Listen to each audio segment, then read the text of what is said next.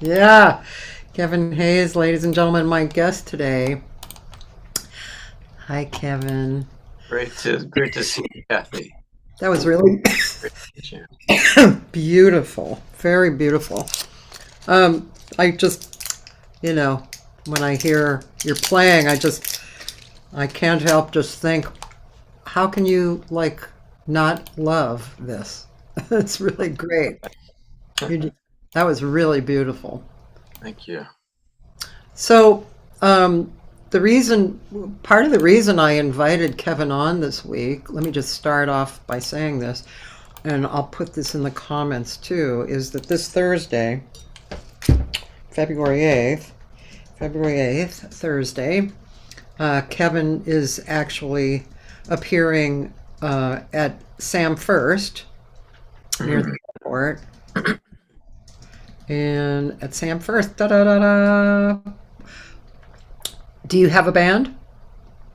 going to be playing solo.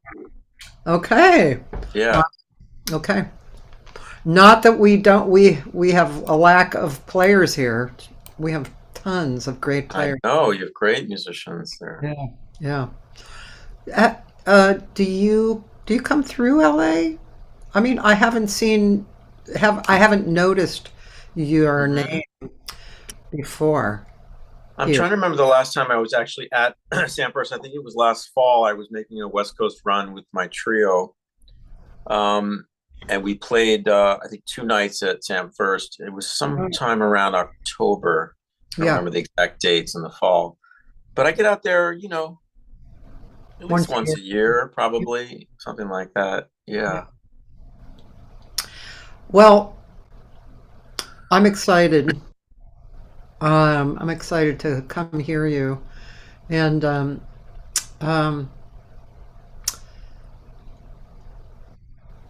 I'm just I'm focusing on great jazz piano, and you have a lot of uh, compliments from high level people.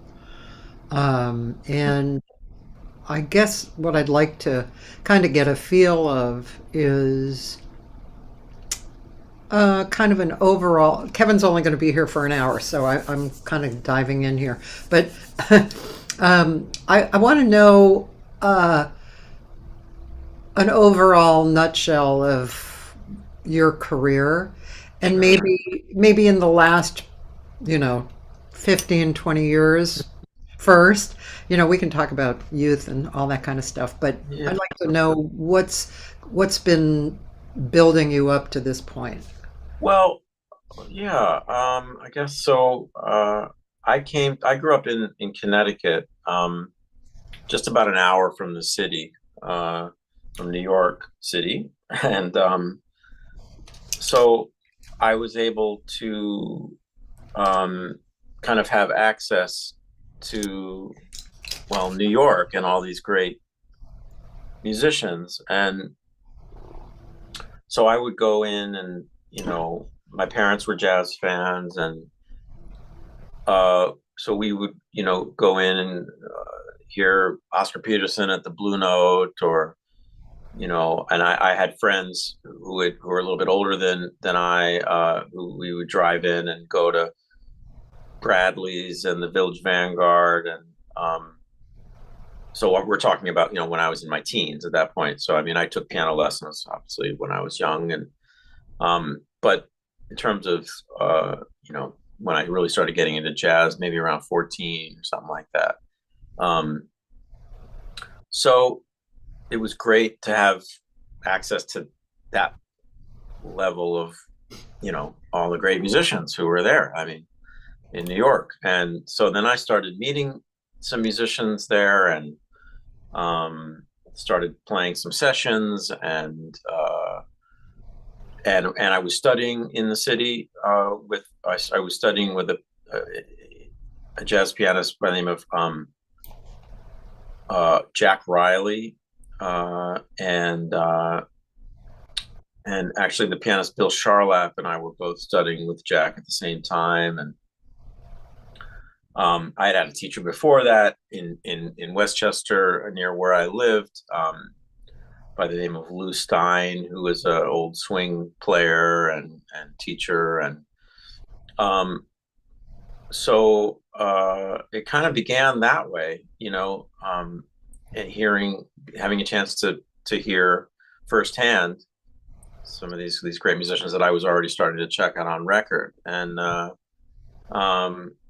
then when I moved to New York in the late 80s, I went to Manhattan School of Music for just a semester, and I wound up being offered a gig to go to Europe with a band from New York. They weren't necessarily well-known guys, but in any case, we went to Spain, and it was a big eye-opener. My first time in Europe, and being able to hit Madrid, and that's actually where I first met Billy Hart, great drummer who I would over the years work with quite a bit. To this day, he's 83 years old, and we play together, and we've made records together, and we have most recent album is out with the trio that I have with him and Billy. With Ben Street, called Bridges. So anyway, I met Billy, oddly not in New York, but in Spain. And had a great first meeting with him. And, I met Barry Harris there, who was on tour and teaching. And then I went back to New York. I didn't return to school. I was just sort of like, well, I guess I'm just going to continue playing, And so I was, beginning to get recommended for gigs, and had done my first sort of couple record dates. I started working with Benny Golson in the, early 90s, and I made my first record, and was able to have Joe Henderson on that, and Joe. I started working with Joe a little bit. I just have to interject here. It's kind of astounding for a first record, right? I mean, it's a little unusual to have a level of players, right? Yeah. Well, I had, my peers were basically in the rhythm section, and also adding, we were all peers, more or less the same age, maybe a little. I was maybe the youngest of them all. Yeah. My early 20s, but they were all in their mid 20s or late 20s. Yeah. Steve Wilson, Bill Stewart, and Scott Colley. So these were all my friends, and we came up playing together. So, but then Joe, of course, was Joe was the ringer, And I just, it was back in the time when, even before Joe, though it was way delayed, it got big. He was accepting record dates. And I got his phone number from somebody that I knew, and I called him up, and I sent him some music, and he was down, and he came to New York, and and it was amazing experience. And then having the chance to work with him a little bit after that, was just a thrill and a half. So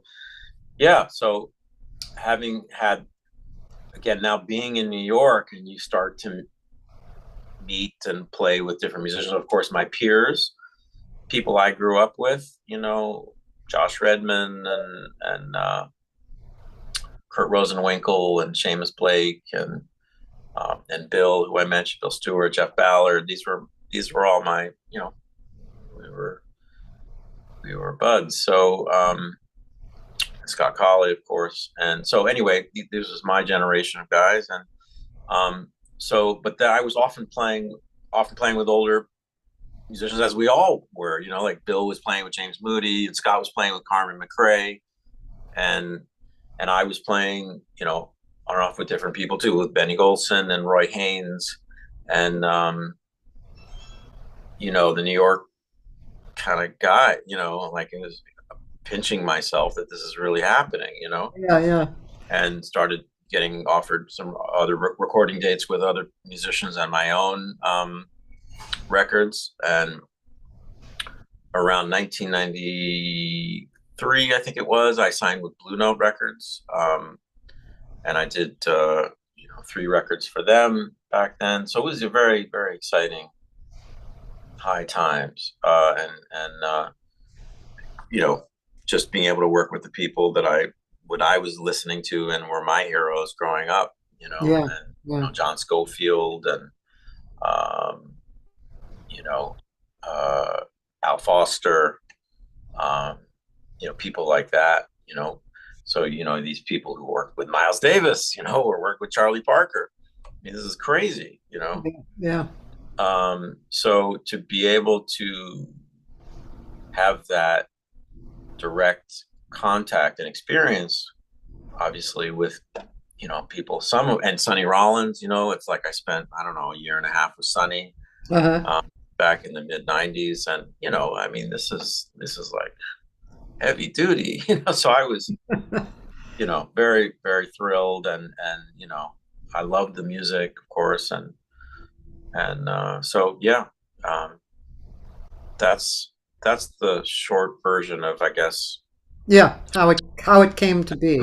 Yeah, and then in terms of whatever you're saying, like the last, I don't know, 10 or 15 years, just kind of continuing, just sort of special projects, trios, duos. I made a record that I'm real proud of. A couple record dates with Lionel Loeke, the great guitarist from Benin. Yeah. Brad Mehldau. We did a 2-piano project together. Yeah, so I feel very blessed, to be able to make music with these people, and it's pretty amazing. Pretty great. I mean, this is basically the cream of the crop in jazz, and it's really great. Do you was there a particular trajectory? Did you have something very solid in mind, or were you just following the path that was laid out? Good question. I was just, in a way, probably following, and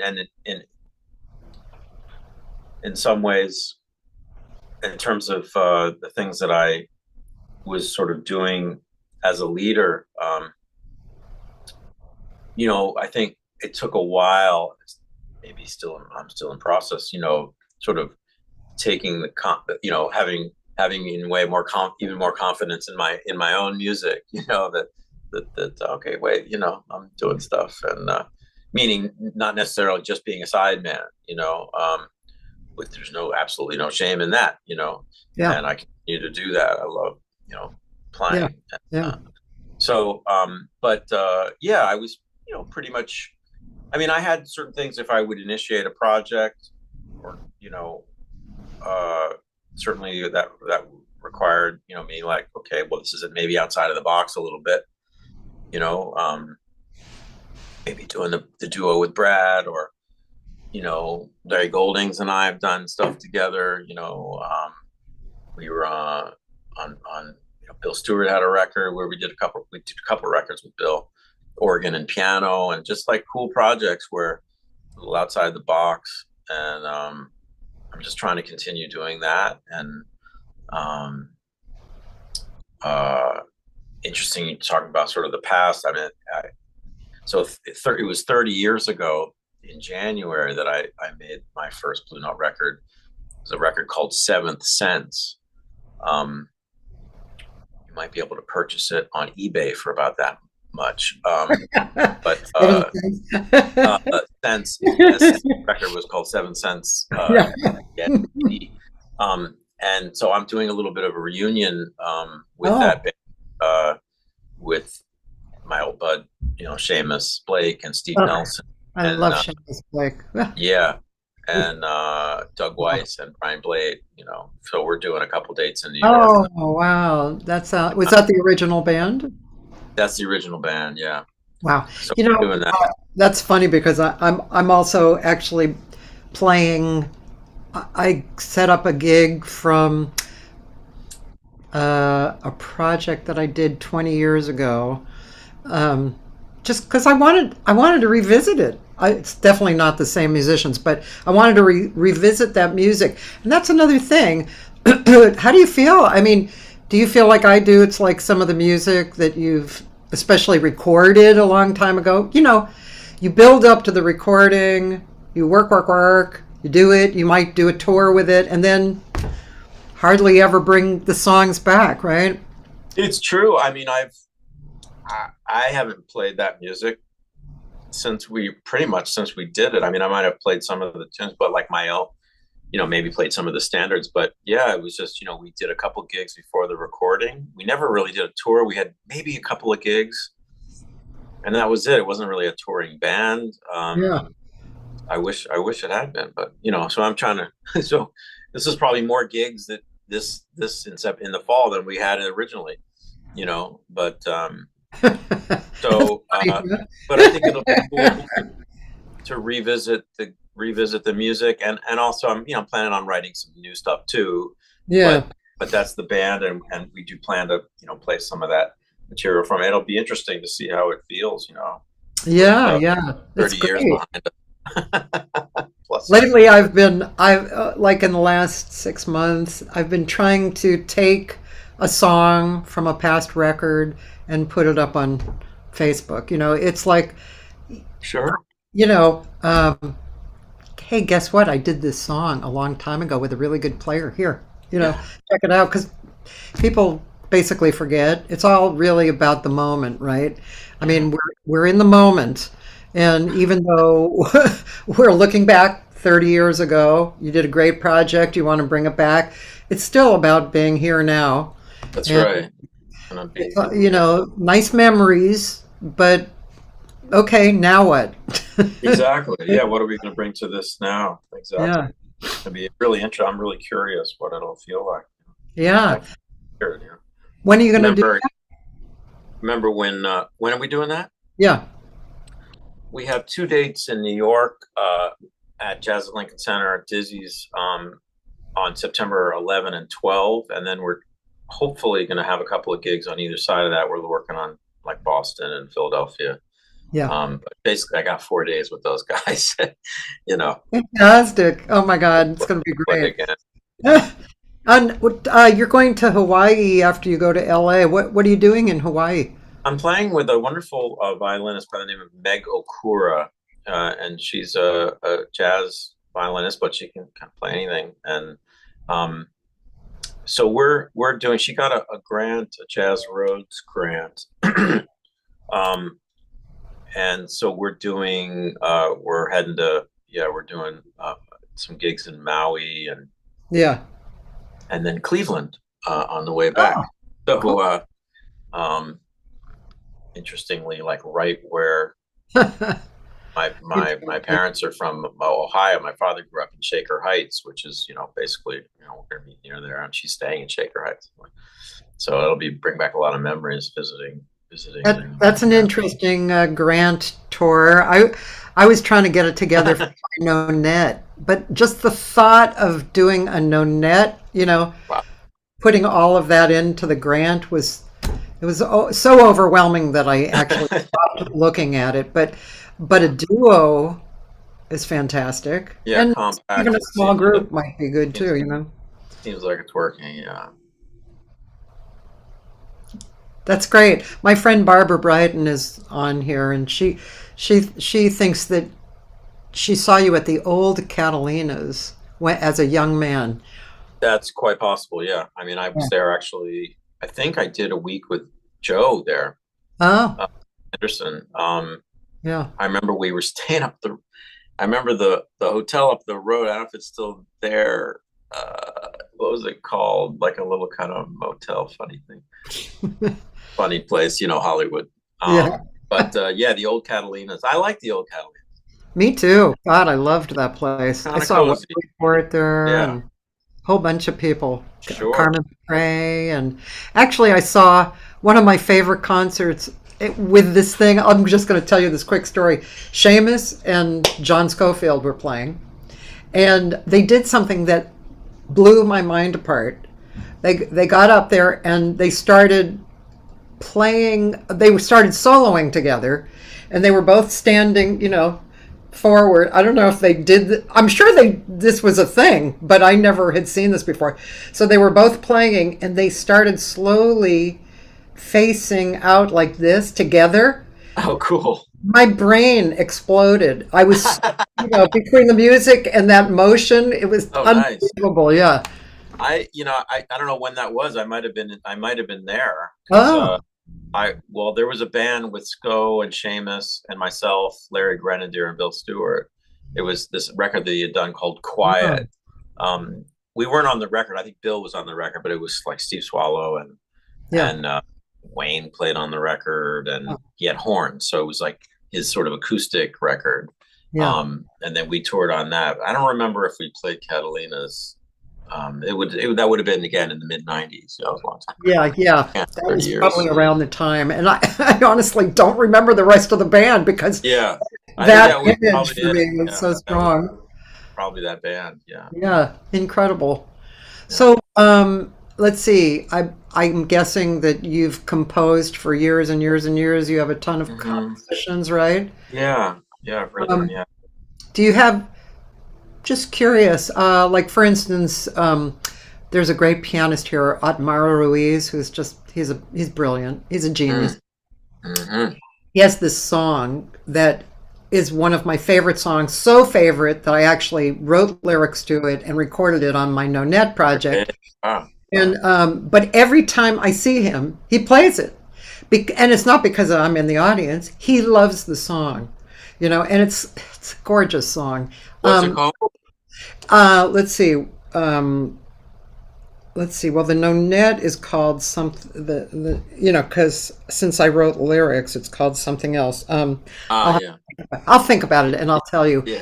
It's Okay. an incredible song. You'll love it. But Mm. anyway, I'm curious. Do you have any songs like that you really you love? You wrote, you Well, love, and you do more than not. I wrote this tune. Um, I was given an exercise by a friend. I lived in Santa Fe, New Mexico for a little while. Okay. Actually, 4 years. I spent in Santa Fe from 2004 to 2008, I guess it was. And a really great guitarist by the name of Bruce Dunlap lives there, and he has a little performance space, and we became friends. But anyway, he said, write a tune in an hour. Right. Ah. Write a song in an hour. So I set a timer. I did it, and I did feel like it really. I kind of when you set a timer like that, a deadline, you kind of have to get out of the way, and you can't be super Yeah. precious with stuff. You just have to do it, And sometimes that immediacy um, really helps move things along. So yeah, I wrote this song called Elegia. I named it Elegia, sort of elegiac thing, and I enjoy playing it, and people seem to connect with it too. I recorded it. I recorded it a few times. I recorded it with Brad on our two piano record. I recorded it with my trio, Uh-huh. and yeah, I tend to play. It tends to be somewhere I just kind of go to. Uh, you know,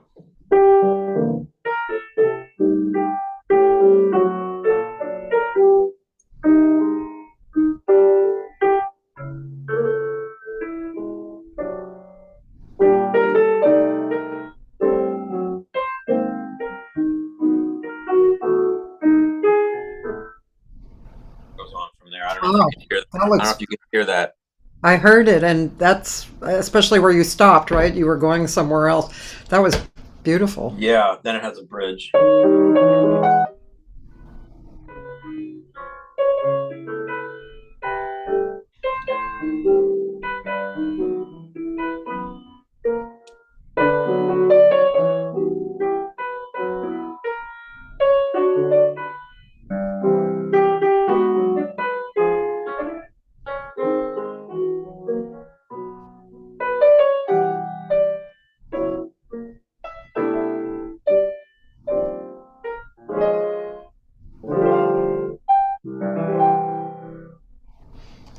Oh, beautiful. Very beautiful. Yeah. Yeah. So I tend to play that one um, a bit.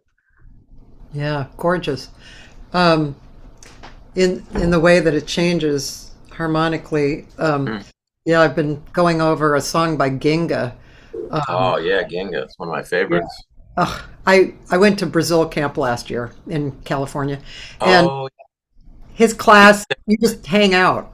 He's not yeah. really teaching, you're hanging, and he brought this song to us that we all kind of learned, and I've been going over it lately, and it's just, Yeah. it's just crazy, crazy. I mean, the tensions and the Mm, change key, and it's yeah. just, man, Do you just know? Do you know his Senorina? yeah.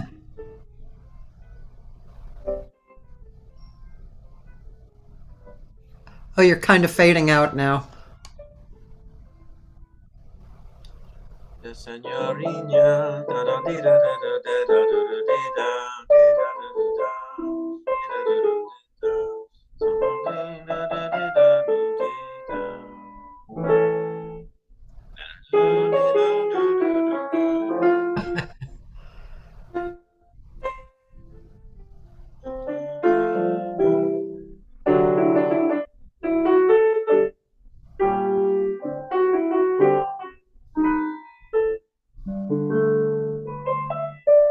Beautiful. I'm gonna make a little gift for you of this song because he had actually just written it. Wow. Okay. So Well, it's not really out, but it's called Choro, and it's yeah. yeah, I He's think a you'll find it he's a beautiful. he's a brilliant musician. Yeah, yeah. And a cool really fun to hang out with too. That's great. Wow. Yeah. He does that every year? Yeah, I think he goes to Brazil camp every year. I don't know how long he's been doing it, but I every year I see his name there. So Yeah. Amazing. yeah. Um, how many recordings do you have? Gosh, I'm not sure what the count is exactly. Is it a lot? Yeah, I mean, well, of my own records, gosh, I mean, I don't know what they are. 15, something like that. Uh-huh. It's interesting, isn't it, as you go along and time passes, and as we were talking about, you're following the path that it kind of spills out ahead of you. And so the recordings can be quite different, right? Like when I was listening to you online, I heard a lot of really very varying Yeah. songs and music. Um, I but also I also sing a bit, so some of the records I'm singing on and oh, I have increasing. not heard that. Yeah. Yeah. Yeah, so increasingly I've been doing different projects singing and um I got the chance to work. I sometimes play with James Taylor, Oh, and that sort of came through playing with Steve Gadd's band, and Steve's been James's drummer for a long time. right. I was in Steve's band for a minute, and we made a couple records, um, and I did some singing with Steve, Oh, uh, cool. which was a gas, and so. Um, but yeah, just in different projects and my own and What? I mean, I guess I'll have to go hear you sing. But what mm, kind of style are you? Do you sing one style or do you sing a? the style. Yeah, it's a good question. I don't know where it falls exactly. It's probably a mix. I mean, I did a record with an Italian singer by the name of Chiara Itzi. It's a not really nice record, and we actually did some duets together, singing standards. So uh, Oh, I've grown accustomed to her face, and um, wow. what's the one that Two for the Road, and then she had some of her originals that she sang alone, and uh, but yeah, I'm not sure how you categorize it. I mean, it's kind of maybe even there, it's kind of run the gamut. I mean, I'm currently working on a sort of a kind of a song cycle that's coming out sort of in a folk kind of way, or I don't know, something reminiscent maybe of Joni, um, where I'm setting Rilke, Rainer Maria Rilke poems Oh, to to music, and so yeah, I'm not sure how to classify it exactly. I wouldn't necessarily call it jazz. yeah. Um, It's jazz influenced, but not. jazz. Well, probably so, yeah. But in a way, some of that stuff is put to the side. In a way, I'm kind of exploring another, in a way, another side. I think, I mean, I've been working at this and writing songs for a while, but I think, working with someone like James, you just get that, great songwriting, example of great Yeah. songwriting, and of course singing and guitar Yeah. playing. I know. So, James Taylor. yeah. One thing that lives on my computer is James and Milton Nascimento on Sure. Saturday Night Show. Mm. You familiar with that one? Is that a Night in Rio or that No, there's well, there is the Night in Rio, but there's another song that they do. When I was watching that when it came out, which was 30 years ago or something, Yeah. I was just weeping. Me and my first Wow. husband, we were weeping. It was just James Taylor and Milton Nascimento singing together. Yeah. Oh God, Yeah. incredible! Yeah, only a Night in Rio. And then I don't know, what else? And there was I think James was learned some Portuguese for his singing. Yeah, there was something I can't Something remember else. right this second, but it's there's the Night in Rio, and then which is gorgeous, but there was something else. Maybe one of Milton. Ba da da da da da. Is that Night in Rio? Ba da da dum da da. There's like that lick. Da da da dum da da. I'm trying to remember what that is. Yeah, that's not occurring to me right Anyway, really beautiful. I would play it, but this is about you, not them. now.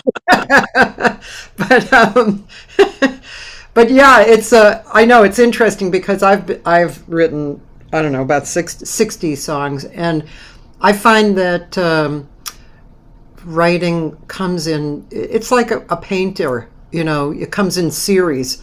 Like I've written 3 or 4 songs in a week that are not exactly jazz, for instance. They're, I don't know what they are. They're something. But then you bring them to jazz players and they become something. They become. Yeah, I'm interested. These are kind of the way they're conceived. To be honest, I downloaded this really. I don't play guitar. I've always wanted to play guitar, but it's just the instrument. It's not comfortable for me. Perhaps if I took some lessons, it's like feels antithetical to piano, but it's challenging for me physically to just. But and mentally too, just like what this thing. This thing's so weird. How to play that with It's piano, so different. But so I downloaded this really good acoustic guitar sample library, and so I got it kind of inspired just playing stuff on the keyboard, and I'm like, oh wow, I can kind of think like a guitar player. You have to really think minimally for 4-note voicings, breaking them up, and like you're kind of getting into the guitar head. Yeah. And so that has, of course, lends itself to the kind of folk kind of feeling, but then, so I'm writing these tunes that, in fact, I just hit record and I would improvise, just reading the poems out loud or singing them out loud, and just cold readings. And I would just flip through the pages. And then I'm in the process of transcribing these and then good idea. Yeah. making changes as needed. But I'm interested to see, okay, they're written as these kind of semi-simple songs. Some of them are a little bit more harmonically complex because I did like multiple versions of them just to see what I could come up with. And then see which ones I like best, and then transcribe them and then tweak them. But I'm interested to see, because I want to go into the studio and have it with a band and see, okay, what will this be? Is it going to be some, interesting, whatever hybrid of, what I do for my day gig and, the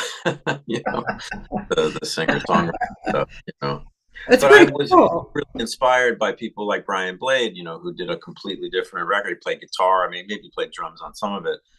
Beautiful record, Mama Rosa. So, it's a great example of people just kind of stepping outside of their normal thing because they love a certain kind of music and Right. not necessarily looking to change my Yeah. career up, but it's a part of my singing has always been a part of my musical life, and it connects me in a way, in some ways, that even playing doesn't. Of course. Yeah, So yeah, of course. it's cool to explore. Do you know Anthony Wilson?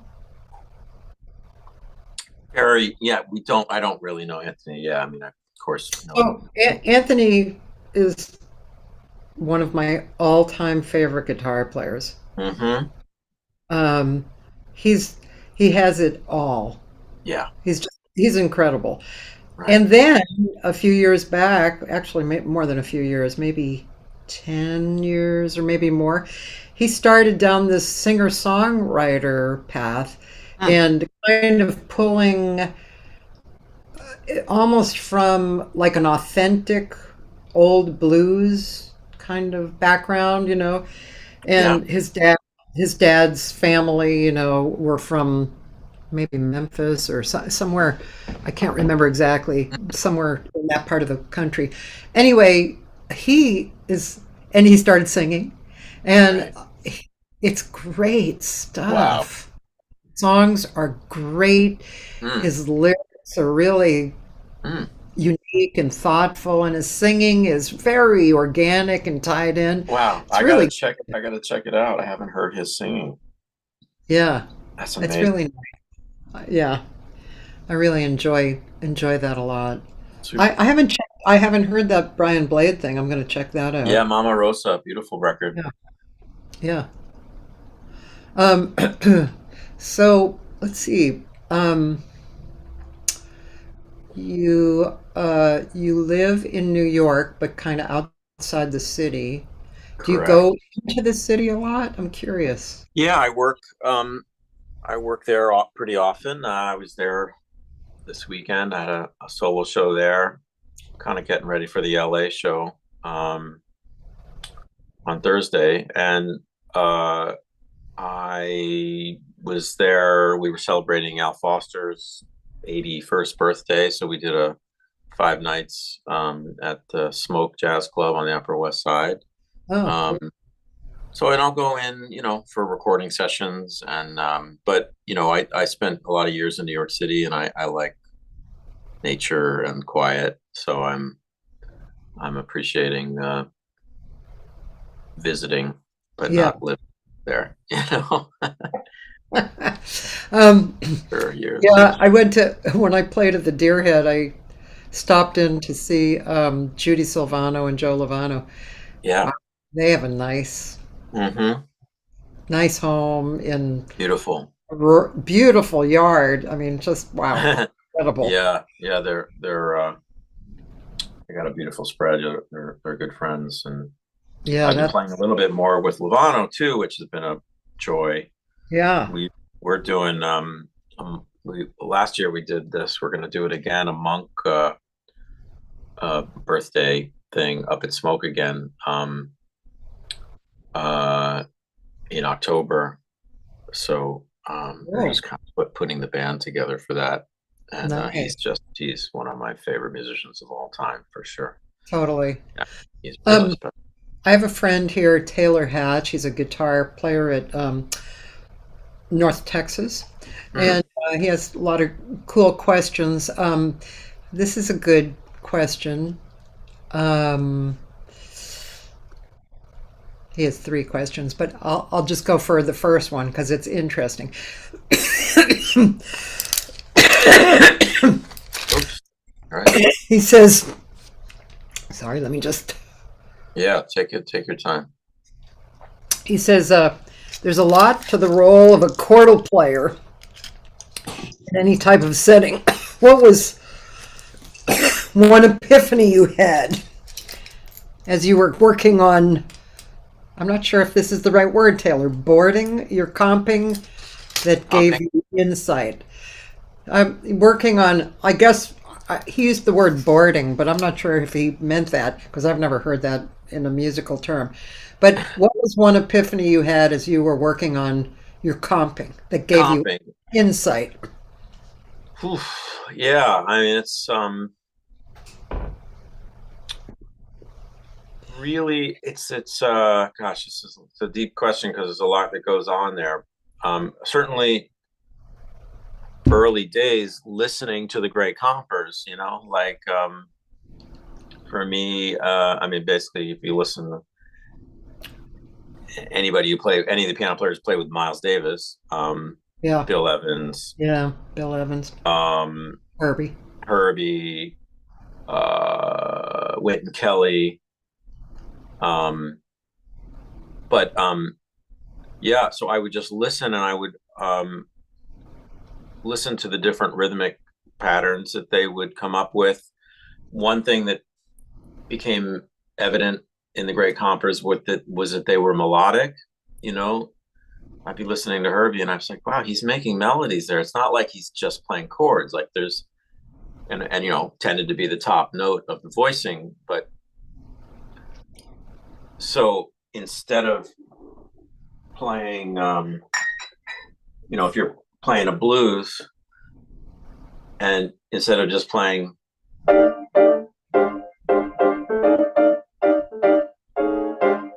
just chords, would maybe, I mean, the same note on top can be great, common tones and all that, but if you think melodically, which might also lead to think about voice leading, the chromatic movements between these chords, you start to get some movement and something that could maybe a little more interesting, as long as it's not getting, well, this is the other rule, sort of not to get in the way Yeah, of the soloist or the singer. yeah, However, so like instead of that, maybe it's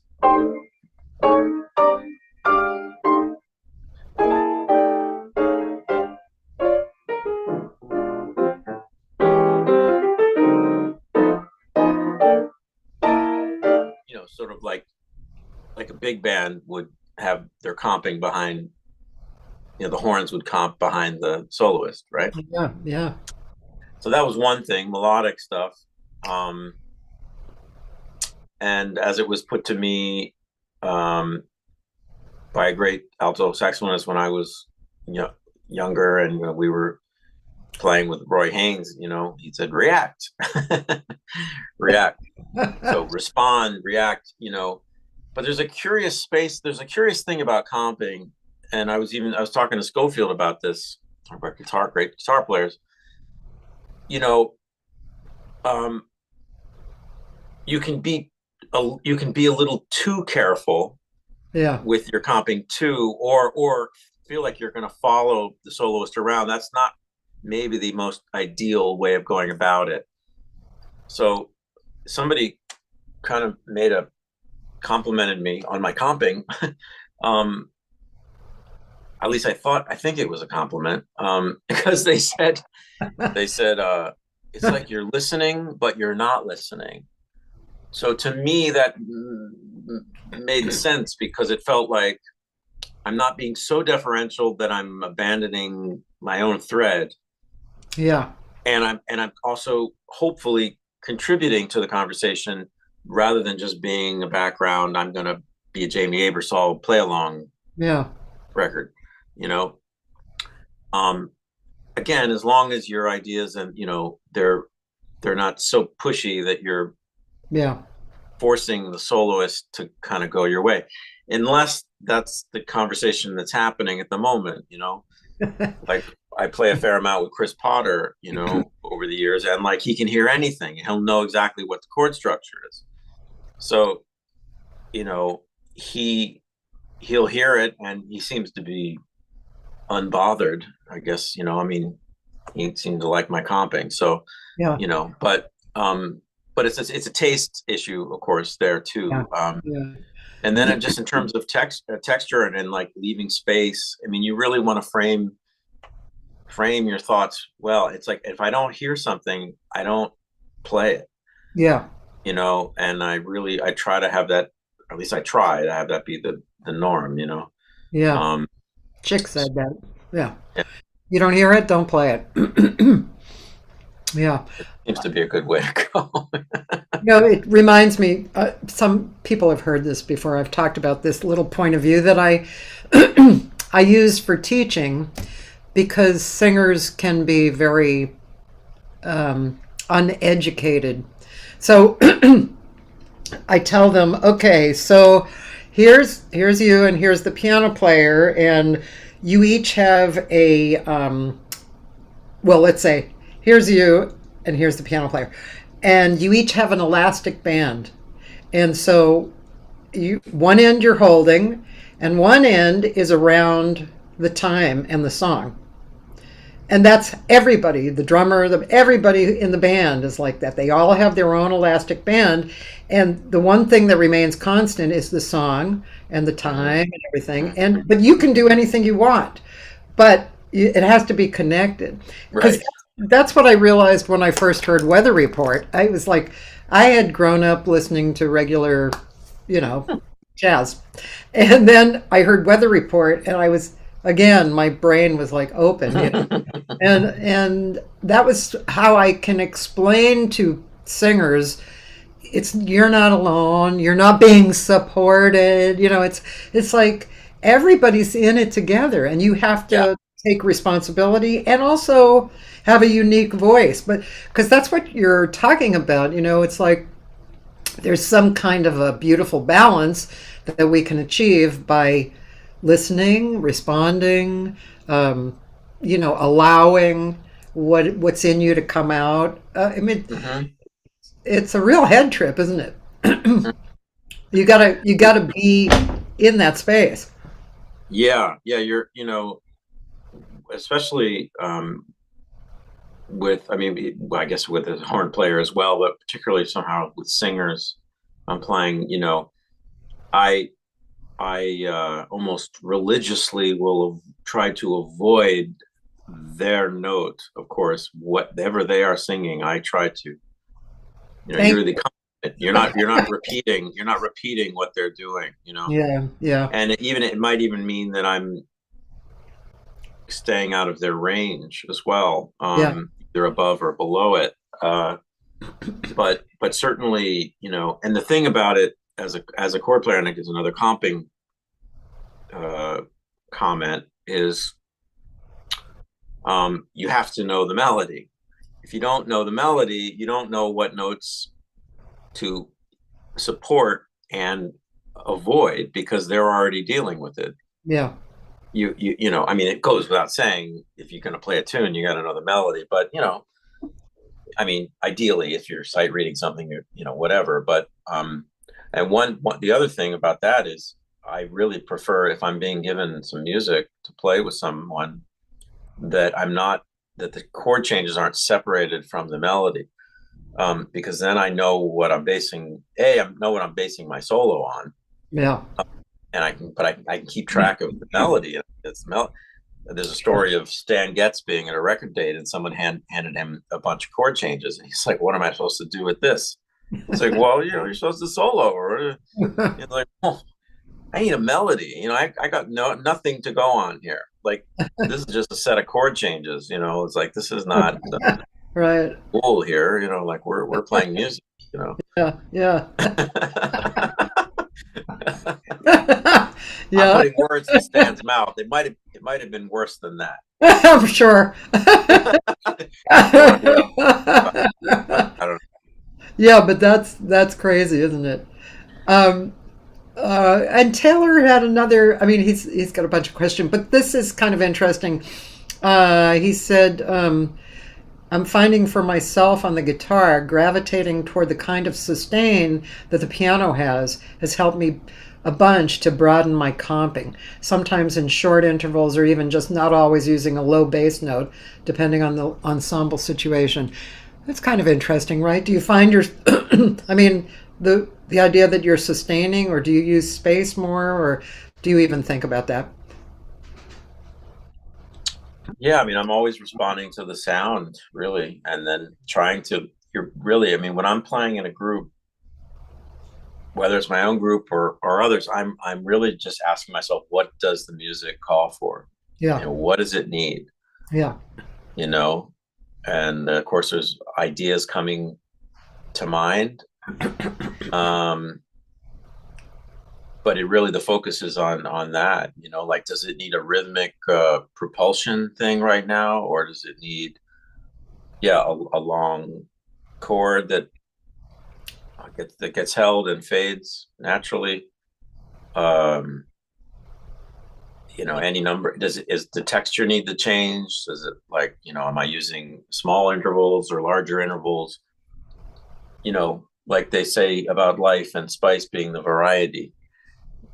Putting that together well, but being I know the spice what you of life, is really true with music. Like, any look, any one thing that we keep sort of saying over and over again the same way is going to get tiring, going to get yeah, boring.